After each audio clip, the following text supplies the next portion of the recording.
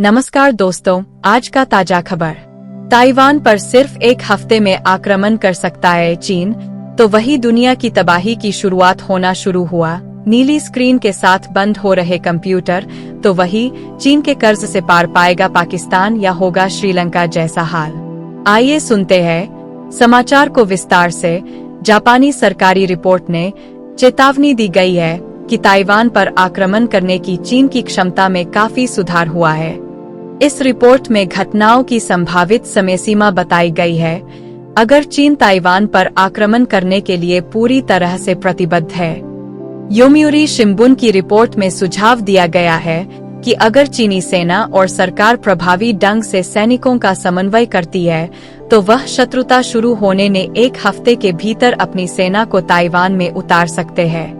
यह रिपोर्ट 2023 की गर्मियों के दौरान नौसेना के जहाजों और मिसाइल प्रक्षेपणों से जुड़े चीन के सैन्य प्रशिक्षण अभियानों के विश्लेषण पर आधारित है।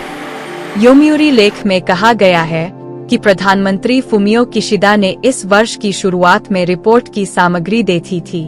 रिपोर्ट में ताइवान पर संभावित चीनी आक्रमण के लिए संचालन का सामान्य क्रम स्थिति के अधिकांश विश्लेषणों के अनुरूप है। हालांकि पिछली रिपोर्टों में अनुमान लगाया गया था कि चीनी सेना को सुरक्षित बैरिकेड और आपूर्ति लाइनें स्थापित करने में लगभग 1 महीने का समय लग सकता है। एक बहुत अधिक जरूरी परिदृश्य में बताया गया है कि काल्पनिक आक्रमण परिदृश्य में 4 मुख्य चरण शामिल हैं, जिनमें नौसैनिक नाकाबंदी, सैन्य सुविधाओं पर बमबारी, बैरिकेड स्थापित करने के लिए भूमि, समुद्र और हवाई हमला तथा अंत में उपकरणों और जमीनी बलों का सामूहिक परिवहन शामिल है। चीनी सेना संभावित रूप से नौसैनिक नाकाबंदी लगाने के 4 से 5 दिनों के भीतर चौथा चरण शुरू कर सकती है। तो वही नीली स्क्रीन के साथ बंद हो रहे कंप्यूटर, माइक्रोसॉफ्ट ने दिया जवाब। अमेरिका में कई कंपनियों में काम ठप। दुनिया भर के माइक्रोसॉफ्ट विंडोज यूजर को ऑपरेटिंग सिस्टम में खराबी का सामना करना पड़ रहा है।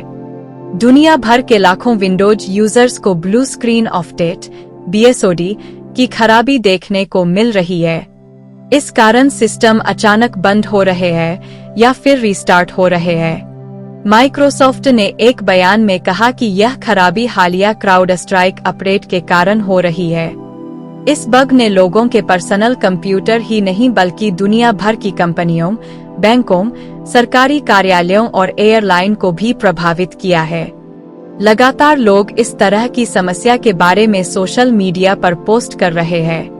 दुनिया भर की एयरलाइन कंपनियों ने अपने यात्रियों को अपडेट करने के लिए एक्स का सहारा लिया है, जिसमें उनकी स्क्रीन रिकवरी पेज पर फंसी हुई है।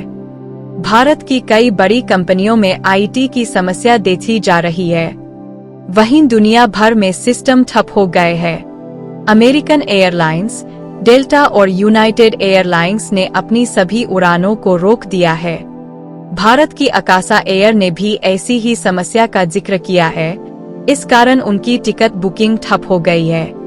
साथ ही सभी काम मैनुअल तरीके से किए जा रहे हैं।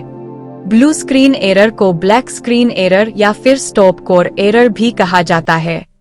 यह तब हो सकती है जब कोई गंभीर समस्या कंप्यूटर को अचानक बंद कर दे या फिर रीस्टार्ट करने लगे।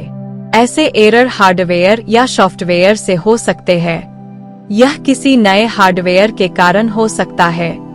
एक्सपर्ट्स का कहना है कि अगर लगातार यह समस्या बनी रहती है तो सेफ मोड में कंप्यूटर स्टार्ट किया जा सकता है। इसके अलावा ऑपरेटिंग सिस्टम को भी अपडेट करना चाहिए। तो वही चीन के कर्ज से पार पाएगा पाकिस्तान या होगा श्रीलंका जैसा हाल। पाकिस्तान की अर्थव्यवस्था बीते कुछ समय में काफी खराब हालात में चली गई है। नए कर्ज के लिए उसकी निगाह चीन और UAE की तरफ है, तो IMF से भी राहत की उम्मीद है। अगर पाकिस्तान को विदेश से मदद नहीं मिलती है तो देश के सामने दिवालिया होने तक का संकट है। पाकिस्तान ने चीन से कई प्रोजेक्ट के लिए कर्ज लिए हैं, लेकिन ये उसके लिए मुश्किल का सबब बन रहा है। पाकिस्तान ने हाल ही में चीन से कर्ज पर रियायत भी मांगी है, लेकिन बात बनती नहीं दिखी है। पाकिस्तान के राजनीतिक टिप्पणीकार कमर चीमा ने पाकिस्तान के जाने माने बिजनेसमैन और आर्थिक विशेषज्ञ राजा आमिर इकबाल से इस पर बात की है। चीनी कर्ज के हवाले से राजा ने कहा कि पाकिस्तान में जो IPP चीन की ओर से लगीन है, उनमें चीन को डॉलर में वापसी की गारंटी दी गई है।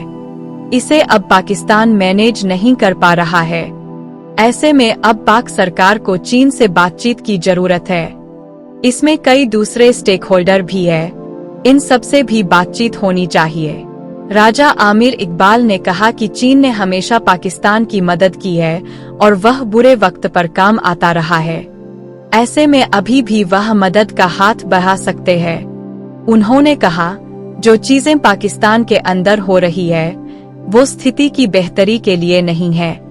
देश में सरकारें ऐसी कोई पॉलिसी नहीं बना रही है जो लोगों के भविष्य के लिए काम कर रही हों। जिस तरह के फैसले लिए जा रहे हैं, वो तो एक तरह से लोगों पर टैक्स का बोझ ही बना रहे हैं। ऐसा लगता है कि सरकारें सिर्फ ये ध्यान कर रही है कि उनका कार्यकाल कैसे ठीक से पूरा हो जाए।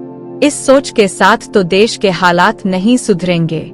आमिर इकबाल ने आगे कहा कि अभी तक के जो हालात पाकिस्तान की इकॉनमी के हैं, उसमें उनको हाल फिलहाल में कोई बेहतरी की उम्मीद नजर नहीं आती है।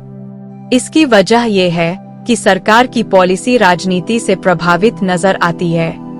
सरकार को समझना होगा कि राजनीतिक प्रोग्राम लुभावने हो सकते हैं, लेकिन आर्थिक स्थिति को संभालने के लिए इससे आगे बढ़कर कदम उठाने होते हैं।